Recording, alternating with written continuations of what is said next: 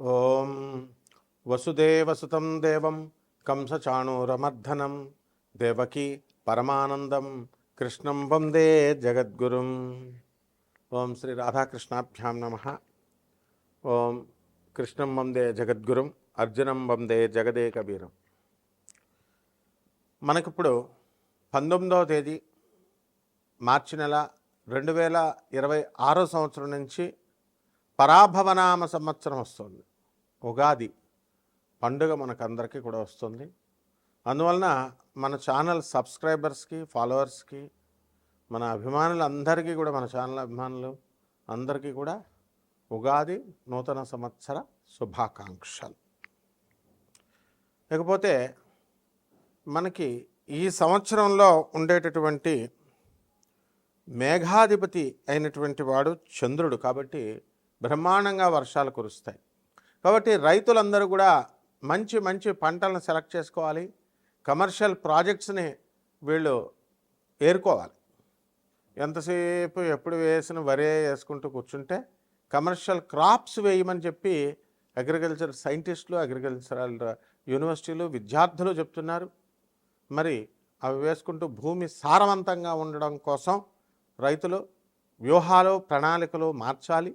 చెరుకు, కందులు ఇవన్నీ పాత క్రాప్స్ అయినప్పటికీ కూడా ఎక్స్పోర్ట్స్, ఇంపోర్ట్స్ మీద దృష్టి పెట్టి మరి డ్రై ఫ్రూట్స్, మరి అలాగే ఈ చెర్రీ ఫ్రూట్స్ ఇలాంటివి ఏవైతే, ఖర్జూరాలు ఏవైతే మరి విదేశాలకి ఎక్స్పోర్ట్ చేస్తే మంచి మనకి ఫలితాలు వస్తాయో అప్పట్లో మనకి పామాయిల్ బ్రహ్మాండంగా వేసాం. ఈ రకంగా ఈ సంవత్సరం మనకి మెట్ట పొలాలు కూడా బ్రహ్మాండంగా ఉంటాయి. ఆహార ధాన్యాలు, ధాన్యాధిపతి అయినటువంటి వాడు మనకి చక్కగా బుధుడయ్యాడు. కాబట్టి తెలుపు రంగు పంటలు బ్రహ్మాండంగా పండుతాయి, పెసలు బ్రహ్మాండంగా పండుతాయి, అపరాలు, ధాన్యాలు అంటే కందులు ఇలాంటివన్నీ కూడా బ్రహ్మాండంగా పండుతాయి. ఇకపోతే సస్యాధిపతి అయినటువంటి వాడు శుక్రుడయ్యాడు. కాబట్టి మనకి మెట్ట పంటలు బ్రహ్మాండంగా అవుతాయి. కందులు, చెరుకు, తర్వాత బెండకాయలు, వంకాయలు ఇలాంటివి నీరు తక్కువగా అవసరమయ్యేటటువంటివి. కానీ మనకి ఈ సంవత్సరం బ్రహ్మాండమైనటువంటి వర్షాలు కురుస్తాయి.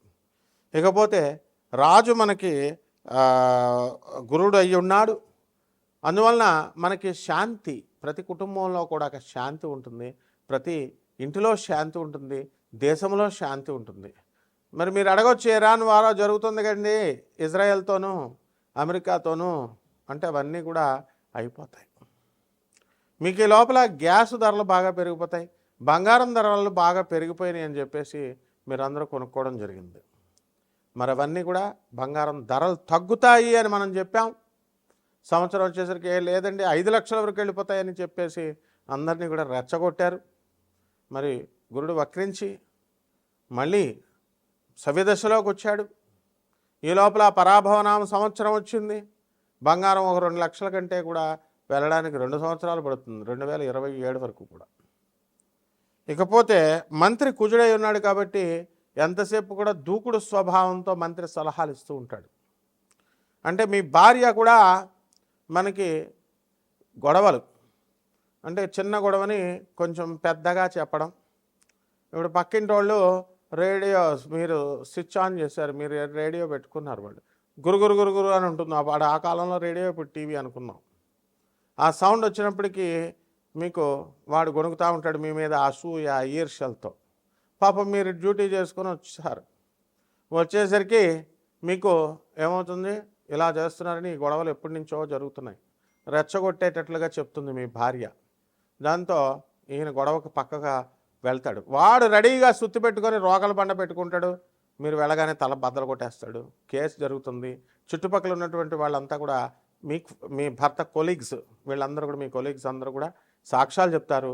కానీ కోర్టులో ఆనరబుల్ జడ్జి ఏం చెప్తాడు, ఎందుకయ్యా మీకు ఉద్యోగాలు పోతాయి అనవసరంగా అతను పాపం జాలిపడంటే మీకు వచ్చినటువంటి మీ ఫ్రెండ్సే ద్రోహం చేసి మీకు ఉద్యోగం పోతుంది అతనిది అని చెప్పేసి సాక్ష్యాలు తారుమారు చేస్తారు, కేసు నిర్వీర్యం చేస్తారు. మీరు 4 సంవత్సరాలు లాయర్లు మేపి గొడవలు పెట్టుకొని ఇవన్నీ కూడా బ్రెయిన్ ఉపయోగించకుండా చేసినటువంటి కారణాల వల్ల జరుగుతాయి. కాబట్టి ఇవి ప్రతి కుటుంబంలో కూడా ఈ సంవత్సరం పరాభవన సంవత్సరంలో జరుగుతుంది. పరాభవం అంటేనే అపజయం. ఈ సంవత్సరంలో అందరికీ కూడా ఎప్పుడు కూడా సూపర్ సక్సెస్లు వస్తాయని ఆశించొద్దు. వృత్తిలో వెన్నుపోటులు, అనైతికమైనటువంటి కార్యక్రమాలు ఇవన్నీ కూడా జరిగిపోతాయి. ప్రతి మనిషి కూడా మరి కపట స్వభావంతో ప్రవర్తించడం, ఈ రకంగా మీరుకి ప్రాభావనామ సంవత్సరంలో 12 రాసుల వారు కూడా ముందుకు వెళ్తూ ఉంటారు. ఆ తర్వాత సేనాధిపతి చంద్రుడు, యుద్ధం చేయవా మొగుడా అని చంద్రుడిని పంపితే వెళ్ళి ఆర్బిట్రేషన్ చేసి, నెగోషియేషన్స్ చేసి, ఆ తర్వాత మధ్యవర్తిత్వం చేసి మరి యుద్ధాలు కలగకుండా చేస్తాడు. దేశంలోనే కాదు, ఇంటిలో కూడా, మీరు ఇళ్లల్లో కూడా మరి శాంతి అనేటటువంటిది కొంతవరకు వస్తుంది. మరి భార్యాభర్తల మధ్య గొడవలు, 10 మందిని మీరు కొత్తగా పెళ్లి చేసుకొని ఆర్భాటంగా పెళ్లిళ్ళు చేస్తున్నారు, అత్యధికమైనటువంటి కట్నాలు ఇస్తున్నారు. కట్నాలు ఇవ్వడం నేరం, తీసుకోవడం నేరం అని చట్టం చెప్తున్నా సరే అదే పోలీస్ ఆఫీసర్లు, అదే ఆనరబుల్ జడ్జెస్, అదే లాయర్లకు కూడా తప్పడం లేదు ఈ యొక్క కట్నాలు ఇవ్వడం, కట్నాలు తీసుకోవడం. మరి చట్టాన్ని ఇంప్లిమెంట్ చేసేవాళ్ళే ఏం చేయలేకపోతున్నప్పుడు సామాన్య మానవుడు ఆర్భాటంగా కళ్యాణ మండపాలు 15 లక్షలు తీసుకోవడం, తర్వాత 52 వంటకాలంటూ బిల్డప్లు ఇస్తూ పక్కింటి వాడు పెట్టాడు మేము కూడా పెట్టాలి అని చెప్పి బిల్డప్ల కోసం వెళ్ళి అప్పుల పాలైపోతారు. మరి ఆ కాపురాలైనా నిలబడుతున్నాయంటే 10 మందిలో 8 కాపురాలు గొడవలతో కొట్టుకు చచ్చిపోతున్నారు. విడాకులకి, డైవర్స్లకి, కోర్టులకి వెళుతున్నారు. పోనీ ఆ కోర్టులో ఏమైనా వెంటనే మనకి ఏమైనా జడ్జిమెంట్స్ వస్తాయా అంటే మనకి అవి జడ్జిమెంట్స్ రావు, బెంచ్ మీదకే రావు. హైకోర్టులో వేసుకున్న కేసులు ఎన్నో సంవత్సరాలు పెండింగ్లో ఉన్నాయి.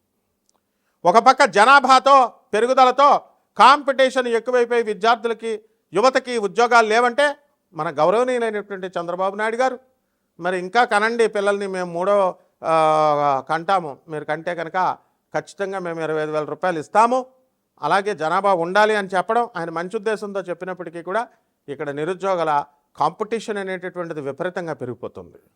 కాబట్టి దీనికి ప్రత్యామ్నాయ మార్గం మనం ఏం చేయాలి అంటే కాంపిటీషన్లో మనం నిలబడాలి, అడ్వాన్స్మెంట్ అవ్వాలి. అడ్వాన్స్మెంట్ ప్రతి విషయంలో కూడా కావాలి. టెక్నాలజీ పరంగా అడ్వాన్స్మెంట్ అవ్వడమే కాదు, ఆర్టిఫిషియల్ ఇంటెలిజెన్స్ వచ్చేసింది. మరి ఈ ఆర్టిఫిషియల్ ఇంటెలిజెన్స్తో మనం అందరం కూడా సాఫ్ట్వేర్ ఇంజనీర్లందరినీ కూడా పనితీరు బాగాలేదు, పనితీరు టాస్క్ ఇచ్చినటువంటిది మీరు సరిగ్గా చేయలేకపోతున్నారు అనేటటువంటి కేవలం ఆ ఒక్క కారణాన్ని చెప్పే దమ్ము, ధైర్యం మేనేజ్మెంట్కి లేకుండా లే ఆఫ్లు, మాకు ప్రాజెక్ట్స్ లేవని చెప్పేసి మిమ్మల్ని పక్కకు తప్పించడం ఇలాంటివి జరుగుతాయి. ఇవన్నిటికీ కూడా ఆర్టిఫిషియల్ ఇంటెలిజెన్స్ని బ్లేమ్ చేయకుండా మరి మనం ఏం చేయాలి అంటే మనం అడ్వాన్స్మెంట్ అవ్వాలి. కేవలం టెక్నాలజీలోనే కాకుండా మరి ఎప్పుడో నీల్స్ ఆర్మ్స్ట్రాంగ్ చంద్రమండలంలోకి వెళ్ళాడని మనం ఏదో గొప్పగా రష్యా వాళ్ళు పంపించారని అది గొప్పగా చెప్పుకునేటటువంటి వాళ్ళం. ఇప్పుడు అది కాకుండా మనం చక్కగా భారతదేశమే చంద్రయానానికి వెళ్ళింది. మన ఇండియన్ బ్రీడ్ అయినటువంటి సునీత విలియమ్స్, కల్పనా చావ్లా వీళ్ళంతా కూడా చంద్రుని అవలేలగా వెళ్ళి రావడం జరిగింది. మంగళయానికి వెళ్ళాము. మరి 2028లో మనం శుక్రయానికి వెళుతున్నాం. అందువలన మన భారతదేశం అయినటువంటి ఇస్రోయే ఇప్పుడు మూలంగా తీసుకొని మనం పీపీపీ, ప్రైవేట్ పబ్లిక్ పార్ట్నర్షిప్ లాగా మనము నాసాకే, అమెరికా వాళ్ళకే మనం పార్ట్నర్షిప్ ఇప్పుడు ఇస్తున్నాం. రష్యాకి, అమెరికాకి, మెయిన్గా నాసాకి. అంత అడ్వాన్స్మెంట్ అయినటువంటి భారతదేశము ప్రపంచ కప్పులను కొట్టుకుంటూ వెళ్ళిపోయాం. మనం క్రీడా రంగంలో ఎవరికైనా సరే దమ్ముంటే రండి, మరి క్రికెట్లో మమ్మల్ని ఓడించండి అని ఇంకా 3 టీమ్స్, ఇండియన్ టీమ్స్ అవకాశాలు లేక ఎదుర్కొంటా ఉన్నారు, ఎదురు చూపులు చూస్తూ. ఈ విధంగా క్రీడారంగంలో ఈ సంవత్సరం మనం ఏ కప్ అయినా సరే మనమే కొట్టుకుంటాం. అడ్వాన్స్మెంట్ అనేటటువంటిది మనకే జరుగుతుంది. మన కాపురాల్లో కూడా అడ్వాన్స్మెంట్ రావాలి. మీరెప్పుడో తాతల కాలంలో అత్తగారిని గౌరవించాలా, మామగారిని గౌరవించాలా, కోడళ్ళు మందు తాగకూడదు, సిగరెట్లు తాగకూడదు, కనీసం అత్తగారులకు బట్టలు పెట్టాలా, అత్తగారిని గౌరవించట్లేదు. ఇవన్నీ కూడా పాతతరం ఆలోచనలు మారిపోయి మరి మా గోపాలరెడ్డి చెప్పినట్టుగా చక్కగా అడ్వాన్స్మెంట్ అనేటటువంటిది రావాలి. సహృదయంతో ఇప్పుడు ఉన్నటువంటి వాళ్ళందరూ కూడా యువత ఇప్పుడు జనరేషన్కి తగ్గట్టుగా వాళ్ళ భార్యల యొక్క అభిరుచులను చూసుకుంటూ వాళ్ళ కుటుంబాల నేపథ్యంలో మీరందరూ equal rights, mutual confidence, mutual understanding, mutual కాన్ఫిడెన్స్తో, మ్యూచువల్ రెస్పెక్ట్తో ముందుకు వెళ్ళినప్పుడు ఎందుకు వస్తాయి ఇవన్నీ కూడా? ఇది ఆర్బిట్రేషన్, చంద్రుడు చేసేటటువంటి ఆర్బిట్రేషన్. సో ఆ విధంగా ఈ యొక్క మేము లేదండి, మేము ఛాందసబద్ధంగానే ఉంటాం, మేము పాత పద్ధతులతోనే ఉంటామంటే కోర్టుల చుట్టూ తిరగ తప్పదు, పోలీస్ స్టేషన్ చుట్టూ తప్పదు. అరే పోలీసు వాళ్ళే చెప్తున్నారు మీకు, ఐపీఎస్ ఆఫీసర్లు, ఎందుకురా మీకు ఎన్ఆర్ఐలు హాయిగా ఇక్కడ ఇండియాలో ఉన్న వాళ్ళని చేసుకోండి, ఎందుకు అక్కడికి ఆ దేశాలకు వెళ్ళి అక్కడ అనవసరంగా మోసపోవడం అంటే మాకు ఫారిన్ వెళ్ళిన వాళ్ళు ఇంకా తిరిగి రారు. ఇక్కడ తల్లిదండ్రులు మీకు హార్ట్ అటాక్లు వచ్చినా మీరు కూడా మా పిల్లలు అమెరికాలో ఉండాలి. అందుకే కరెక్ట్ అయినటువంటి మొగుడు మీకు ట్రంప్. అక్కడ ఆయన తన యొక్క స్వలాభాల కోసం యుద్ధం చేస్తాడు ఇరాన్ కోసం. మరి రేపు రాబోయేటటువంటి 2028వ సంవత్సరంలో అతనికి సెకండ్ అసెస్మెంట్లో మరి సెకండ్ స్టేజ్లో ఆయన కనుక యుద్ధం చేయకపోతే ఆయనకి సర్వైవల్ లేదు. ఈ విధంగా మన యొక్క గురుడు మనకి గురు మార్పు ఏమవుతుంది, కర్కాటక రాశిలోకి 2 జూన్ 2026వ సంవత్సరం నుంచి మనకి కర్కాటక రాశి ప్రవేశం చేస్తున్నాడు. అందరికీ కూడా మేధస్సు పెరుగుతుంది. ఆ విధంగా ఈ యొక్క శని సంపూర్ణంగా మీనరాశిలోనే వక్రించి ఉండడము, ఈ విధంగా మీనరాశిలో ఉంటాడు. ఆ విధంగా ఈ యొక్క శని కూడా మనకి మీనరాశిలో మనము ఏం చేస్తాడండి, ఎంటైర్ ఇయర్ అంతా కూడా ఉన్నాయి వక్రించి 27 జూలై 2026వ సంవత్సరం నుంచి 11 డిసెంబర్ 2026వ సంవత్సరం వరకు కూడా శని వక్రించి మీనరాశిలోనే ఉండడం అనేటటువంటిది జరుగుతుంది. ఈ విధంగా కుజుడు మీనరాశి ప్రవేశం 2 ఏప్రిల్ 2026వ సంవత్సరంలో జరుగుతుంది. మరి యొక్క రాహు కేతువులు కూడా మనకి 5 డిసెంబర్ 2026వ సంవత్సరం నుంచి కుంభరాశి నుంచి రాహు మరి మకర రాశిలోకి, కేతువు సింహరాశి నుంచి మనకి ఈ యొక్క కర్కాటక రాశిలోకి ప్రవేశించడం ద్వారా 12 రాశుల వారికి అందరికీ కూడా ఈ ఉగాది ఏ రాశుల వారికి మంచి చేస్తుంది, ఏ రాశుల వారికి హాని చేస్తుంది, ఏ రాశుల వారికి యావరేజ్గా ఉంటుందో మనము సశాస్త్రీయంగా, వైదికంగా, సహేతుకంగా, రేషనల్గా, లాజికల్ కన్సిస్టెన్సీతో, సైంటిఫిక్ అప్రోచ్తో అండ్ ఈ యొక్క రేషనల్ అప్రోచ్తో మనం చూద్దాం ఈ వీడియోలో. కుంభరాశి అసలు ఎక్కడికో వెళ్ళిపోతారండి బాబు. కుంభరాశి ఏలినాటి శని జరుగుతుంది, పరాభవనామ సంవత్సరం, గురుడు 5వ ఇల్లు. ఏం కావాలండి మీకు చెప్పండి? జన్మంలో రాహు ఎవరిని నమ్మరు, వ్యాపారాలు లాస్ ఎందుకు అవుతాయి మీకు? మిమ్మల్ని మీరే నమ్ముకోరు. తర్వాత పార్టీలు ఇస్తారు ఫ్రెండ్స్కి, చుట్టాలకి, అందరికీ కూడా ఖర్చులు పెడతారు.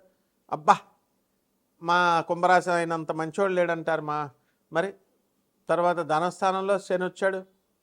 మరి శని వక్రిస్తాడు చక్కగా 27 జూలై 2026వ సంవత్సరం నుంచి 11 డిసెంబర్ 2026 వరకు కూడా. దాంతో మీరు ఎక్కడికో వెళ్ళిపోతారు. ధనస్థానంలో అన్యాయార్జిత డబ్బులు వచ్చేస్తాయి మీకు. కుట్రలు కుతంత్రాలు సినిమా టైప్లో వేయాల్సిన ప్లాన్స్ వేయాల్సిన అవసరం లేదు. మీ అమ్మమ్మ టపి, మీ నాయనమ్మ టపి, డబ్బులు వచ్చేస్తాయి, పితరార్జితమైనటువంటి డబ్బులు. మరి ఈ యొక్క డబ్బులు అక్కర్లేదండి మాకు అనేవాళ్ళు మేము చూసామమ్మా. అమ్మమ్మలు నాయనమ్మలు చచ్చిపోతే అరగంటకి 1000 ముద్రలు వేసేసిన వాళ్ళని కూడా మేము చూసాం. కాబట్టి అవేం చెప్పొద్దు నాకు. కుంభరాశి బాగుందంటే బాగుంది, బాగాలేదండి మాకు ఉద్యోగాలు రావట్లేదు, మాకు పనులు రావట్లేదంటే కుదరదు. వస్తాయి. గురుడు 5వ ఇల్లు రాంగ్ చెప్పదు. సంతానం లేనటువంటి వాళ్ళకి సంతానాలు పుట్టేస్తారు అంతే. వివాహాలు కానటువంటి వాళ్ళకి వివాహాలు అయిపోతాయి. విడాకులు తీసుకున్నటువంటి వాళ్ళు పాపం డైవర్సులు పాపం విడోస్ ఉంటారు, వాళ్ళకి వివాహాలు అయిపోతాయి. సైడ్ వ్యాపారాలు బ్రహ్మాండంగా సంపాదిస్తారు. చెట్ల వ్యాపారాల్లో, చీటీల వ్యాపారాల్లో లాస్ అయినటువంటి వాళ్ళంతా కూడా భర్తీ చేసుకుంటాడు. విజ్ఞాన రంగంలో ఉన్నటువంటి వాళ్ళు, మేధస్సుతో వర్క్ చేసేటటువంటి వాళ్ళు, సాఫ్ట్వేర్ ఇంజనీర్లు, ఇంటలెక్చువల్స్, వీళ్ళంతా కూడా వృద్ధిలోకి వచ్చేస్తారు. కండ కష్టాన్ని నమ్ముకొని చేసేటటువంటి వాళ్ళు ఎక్కడికో వెళ్ళిపోతారు. ఏలినాటి శని అని భయపెడతారు పంతుళ్ళంతా. ఏలినాటి శని ఉన్నాయి కదా మనకి. ఎవరైనా సంజు శాంసన్ భారతదేశానికి ద బెస్ట్ ప్లేయర్గా మొత్తం కొట్టుకొచ్చేసాడు. ఎన్ని వేల కోట్లు వచ్చినాయా? 127 కోట్లు, ఎన్ని వందల కోట్లు వచ్చినాయి ఒక్కొక్కడికి. ఎలా వచ్చినాయి మరి? సంజు శాంసన్కి ఎందుకు వచ్చినాయి? ఏలినాటి శనిలో మీ థియరీ ప్రకారం రాకూడదు కదా మరి. అభిషేక్ శర్మకి ఎందుకు వచ్చినాయి? ఏలినాటి శనిలో జరుగుతున్నాయి. మొత్తం భారతదేశానికే అర్ధాష్టమ శని అడుగుతుంటే ఎలా వరల్డ్ కప్ కొట్టుకొచ్చారు. వాడెవడో పనికి మాలినాడు వచ్చి న్యూజిలాండ్ వచ్చింది వస్తుందని చెప్పాడు. వాడి వల్ల మొత్తం జ్యోతిష్ శాస్త్రాన్ని భ్రష్టు పట్టించేలాగా వీళ్ళు కామెంట్లు పెట్టేవాళ్ళు ఏదో ర్యాండమ్గా చెప్తారు. కష్టపడితే వస్తుంది, మాకు తెలియదు కష్టపడితే వస్తుంది. న్యూజిలాండ్ వాళ్ళు కష్టపడలేదా? ఎందుకు పోయింది మరి? Fate it will be in our hands. Destiny ఉంటుంది, భగవంతుడు మెచ్చాలి. నువ్వెప్పుడు మెచ్చుతావు? పేదలకి, అనాథలకి, వికలాంగులకి, సాధువులకి చేయాలి. గురుదోషం చేస్తే శపించి పడేస్తారు గురువులు.